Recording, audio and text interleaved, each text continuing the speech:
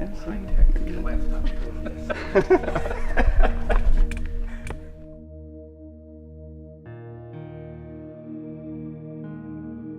sure you've been wondering why we brought you off all the veiled invitations and couldn't tell you anything until you got here. But you guys have been at our church for years. You've been here since we were at the little church down on Hot Creek Road, and then we transitioned and we spent 3 or so years at the community center uptown, and now we've been in this facility for some time now. And you've all given generously to our church. And so I brought you here just to say thank you and to have a conversation. And I just want to begin by asking first, when did you first come to the Creek, Kurt? I don't remember exactly which month it was, but it was fall of 2007. So now tell me a little bit about how you got here. We were looking for a church to get active with, and we had heard some things about Hawk Creek, and I think Paul had actually had some people invite her, and so we said we're going to go try it out. And we showed up. You were in the gymnasium at the time that had been made over into the new... Fancy. Yes, very fancy. And we left that day and said we found a church. I think I invited Paula because we were working at the surgery center together. Well, we talked about it. I Yeah, do remember yeah. that. I think you and Mark maybe come and visited before Curtis and I did. And we were teaching Sunday school, and then we leave and come over and go to church, and I came with Jimmy first, and then and he loved it, and then our girls loved it. So we thought that the content was magnificent. So what year was that? I think right before you guys came. Maybe a couple months before. Yeah. And I tell you, who told us? Jenny invited us, and so did Janae. Janae, yeah. Janae was your greatest Yeah. broadcaster. How did you get to Hot Creek? Well, it was about 2006, and I was told I had to come. I graduated pharmacy school in 2006, and then once I got out, moved here, and been here ever since. Brittany? He invited me. We worked together at CVS. So I think it was 07, was it? Yeah. I think so. So what made you stay?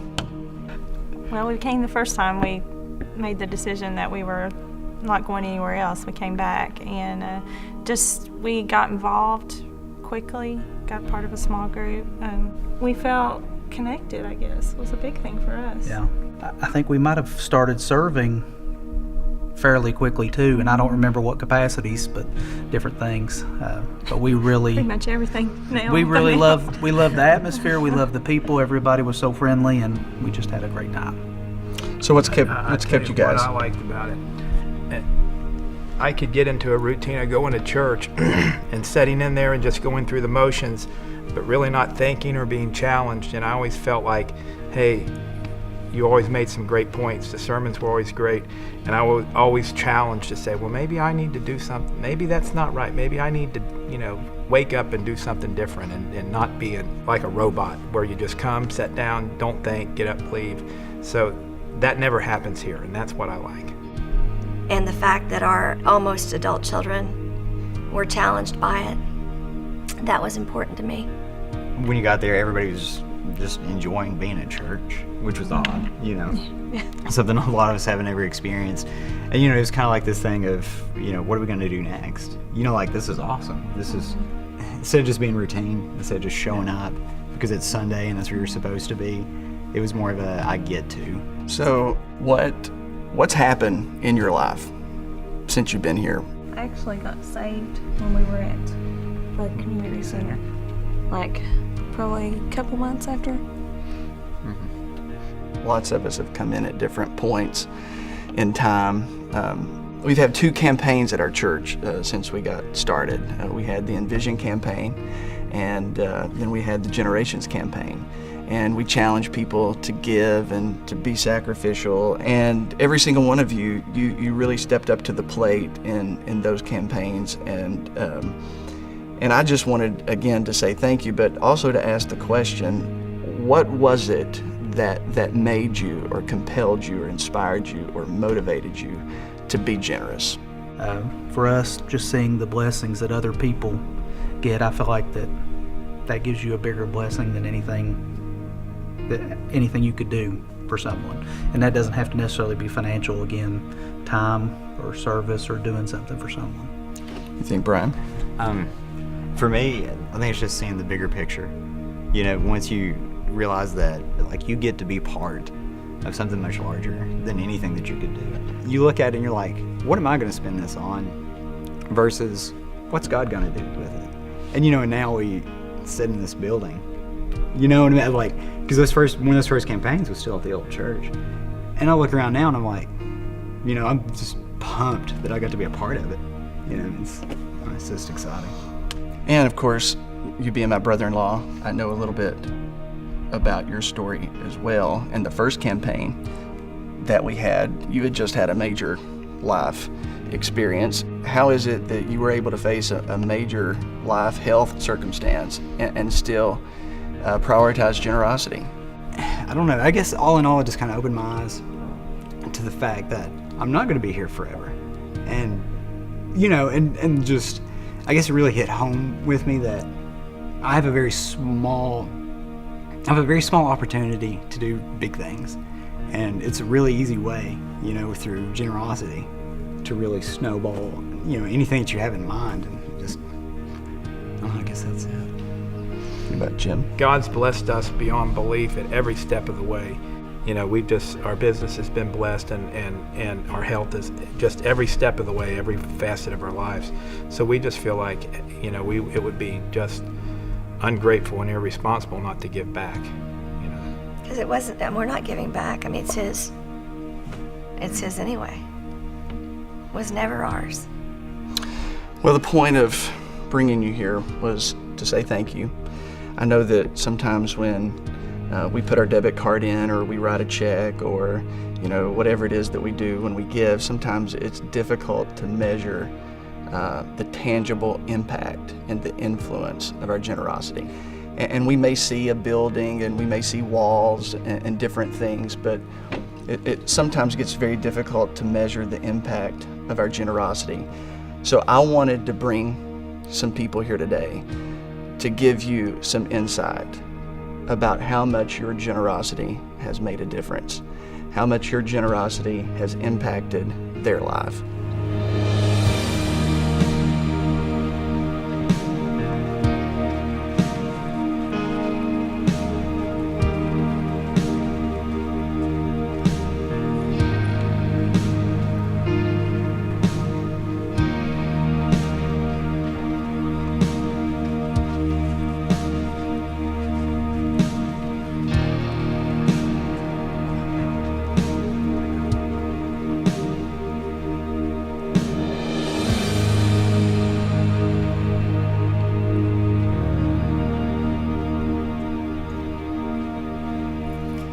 Standing up in the little brick church, and then in the gym, and then again in the community center, I got to stand up and say, we're going to do something for people who aren't even here yet. And one day we're going to hear stories about how Jesus has changed lives.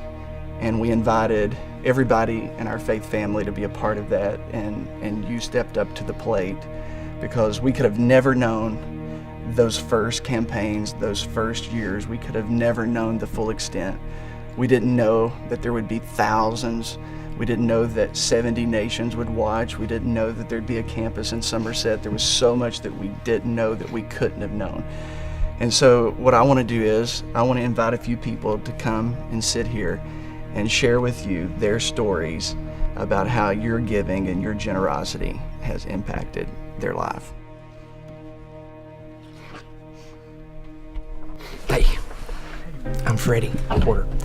I want to personally thank you for investing in this church and the vision you had.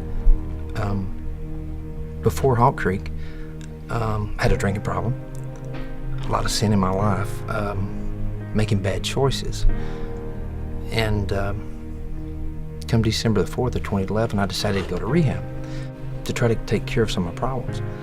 And when I got out of rehab, I didn't really have a safe place to go. And my kids at that time was coming here. Chase, my son, was with some of his friends, and he invited me to come to Hawk Creek. And I really didn't want to come, but I ended up coming to Hawk Creek due to my family and enjoying it. And I got in Celebrate Recovery, which gave me a safe place. And at that time, I didn't know where I was going to go. You have so much shame and so much embarrassment that in today's culture, people's easy just to cut you. And here I didn't get judged, and I could hide. It was a large crowd. And Trevor brought me on and helped me personally. First time meeting Trevor at Starbucks, we didn't get along the best on my part. We worked through that. And I remember he never did give up on me. So in turn, Hawk Creek's been a perfect fit for me. So since then, I had a lot of Bible studies, and I was coming at that time on Thursdays and getting books here at Hawk Creek, so nobody'd see me. I was ashamed. I didn't know anything. So I was taking every class I could, and so at that time, 2 years ago this Easter, I was baptized here. And then since then, I've been a part of the jail ministry, which is one of my favorite things.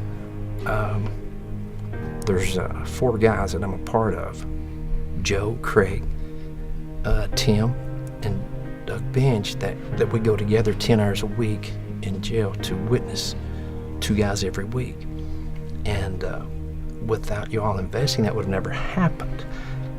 And I've got to see 200 people baptized, be a part of their lives. And during my life, I was a real self-centered, not loving kind of guy. I loved money. I loved the world. I loved sin. And to change and have a place to put faith in me like that is unbelievable, and it really helps me. My family's happy. I still have hard days, but I personally wanted to thank you for the vision, the investment. You made a difference in me and my family. Thank you.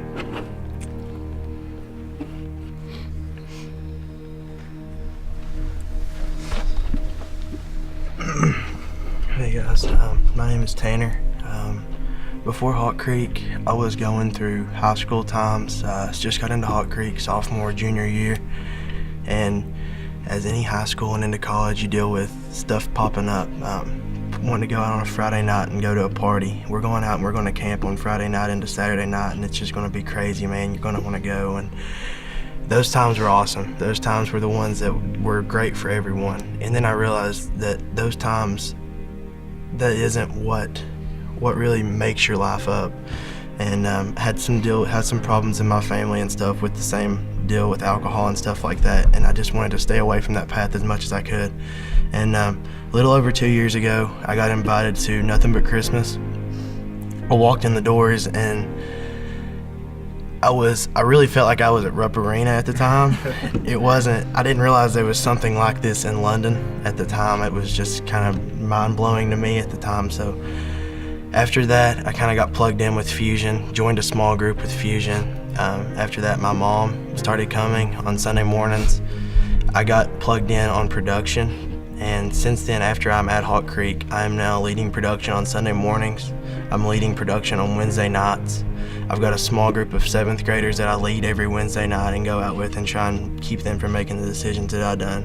So just thank you guys very much for your generosity, that you guys were able to make that little church what it is now, and that you've been able to impact guys like me and through high school like you all are. So I really appreciate it. Thank you.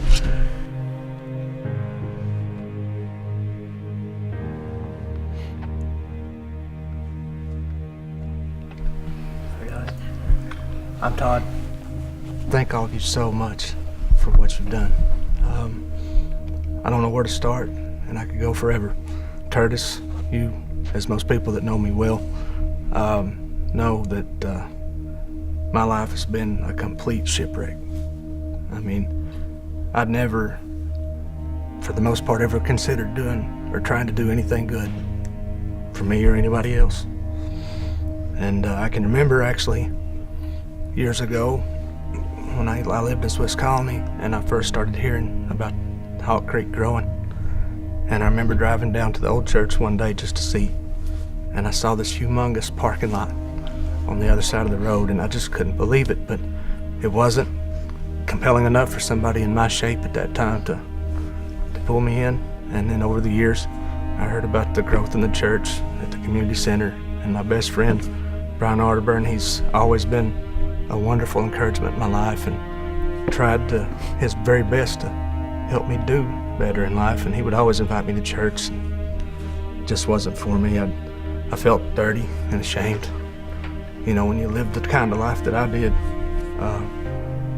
coming to church was the equivalent of the traditional church anyway that I'd been in before. It was like walking into a doctor's office and you're feeling bad and everybody in there is having a party and they're looking at you like, why are you here? You need to go out and get better before you come in here with us. And finally, Brian was so persistent. He said, man, just come. It's different. You'll like it. And I'll never forget the first day that I came by myself to this great, big, awesome church. And I could hear the music out in the parking lot. And I could hear it, thump, thump, thump. And I'm walking up, and you gotta imagine how intimidating that was. And I walked through the door, and I met the smiling faces and outreached arms. And from that first time here, I have never felt more comfortable and welcome and appreciated in my whole life. And I just want to tell each of you how much that I appreciate what you've done to provide that opportunity for people like me. Thanks.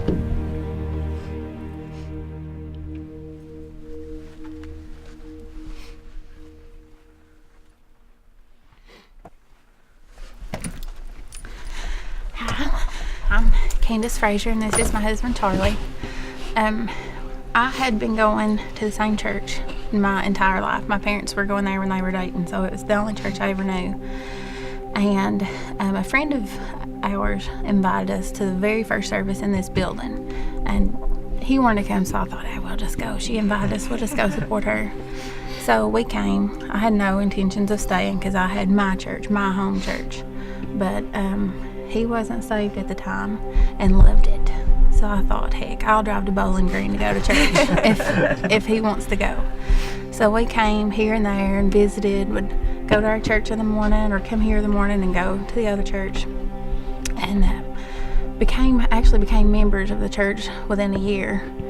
Fast forward a year from that first day, was on a business trip, and Pastor Trevor actually recorded and sent a message. That was our closing ceremonies, was a message from Trevor. And all of us ladies at our trip got the little Bible that you go through to lead somebody to Christ. And I come home to what I thought was a disaster in my friend's marriage. But once I get home, I realized the disaster's in my marriage. And so I'll let him take off. Well, I'd been in and out of church. I would go be saved, baptized, and I'd be right back out on Monday doing the same thing I always did. I struggled with drugs, alcohol. I kind of got out of those and when we had our first child. After we had our first child, I kind of started struggling with cheating. I had other women on the side. She knew nothing about it. She would go here and there, and it was just my own little secret.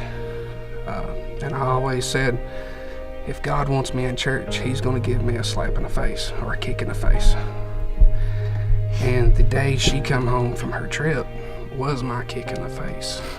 And the sermon that he had sent and all the little Bibles, she was able to take it in a good way and not blow up, not divorce me, and she was able to help me. He knew my tendencies with anger, and so he didn't want to tell me in the vehicle because we're in a small space. But instead of blowing off and killing him like my tendencies are, I had grown enough being at Hawk Creek and what I'd learned that I took the little Bible that I got in my business trip, tore the plastic off of it, and was able to lead him to Christ in that moment instead of cutting his throat. But after that, within 24 hours, we came. It was on a Sunday, so we came straight to a small group. We'd never been to a small group. We were plugged into a small group. Right after a small group, we're given an appointment with counseling here at the church. So within 24 hours of this life-changing ordeal, we'd been plugged into a small group with a community of supportive people, been in counseling, and had a whole system worked out to help heal our marriage. Since then, we've still in a small group, we've started serving. We have a daughter, which would not have been possible if it not been for coming to Hawk Creek. We're happier than we've ever been. And because of the healing and guidance that we've had from Hawk Creek, he's been able to mentor another family who's going through the same thing. And this is the first time we've actually publicly shared our story. But through this, we're hoping that we can help other families that's going through this. And had it not been for you all taking that risk and seeing the vision in Hawk Creek, there's tons of people out there just like us who would have never left their little country home church that they grew up in and had a good life like we have now. So thank you. Thank you. Thank you.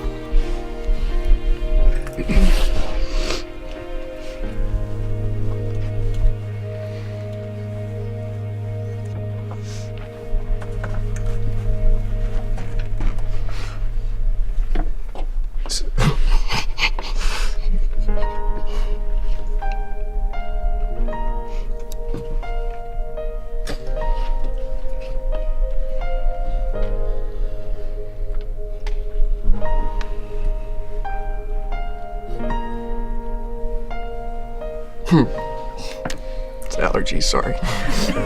There's no cats.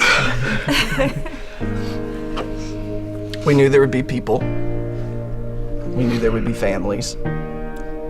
We talked about them, but sometimes when we hear sermons and we hear talks in church, it just seems all so far away.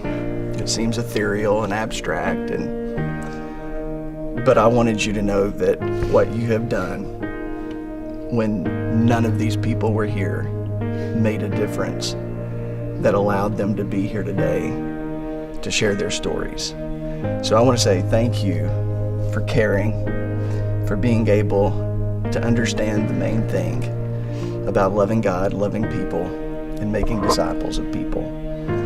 And if we would have just kept doing what we had been doing in the way that we had been doing it, if we just gave at the level that we had been giving at, these stories wouldn't exist today. So I want to say thank you for going above and beyond, for not staying where you were, for having a moment when you decided that people that you didn't even know, people that you may never know their name, you may actually never meet them and hear their story, but you believed that God was going to do something amazing. And so I am so glad that you got to hear their stories so that you can know, along with countless others, that when you decided to be generous, that there is a reaping to that, that there is something that happens as a result of that. Because our church, in my best opinion, the best days are ahead of us. And there's so many more stories. There's so many more people. There's so many more couples, so many more teenagers and children that one day, maybe your children and maybe your children and maybe our families hear the stories of what happens in generations to come, because we live in a state that needs churches like our church and needs people like you who believe that there is something worth being sacrificial about, that there is something worth investing your life into. And so here we are at such a great time in our church, but we look forward because we know that so much more good is yet to come. We know that greater things are ahead, and we know that because of what you remind us of, that none of us can afford to stay where we are. So thank you again for giving, for showing up, for serving, for being involved, for praying, for inviting, for attending, because you'll never know just how great the impact is. This is just a small fraction of the impact that Jesus is having through you. So I just want to say thank you, thank you, thank you, thank you from the bottom of my heart, and thank you for making a difference in their lives.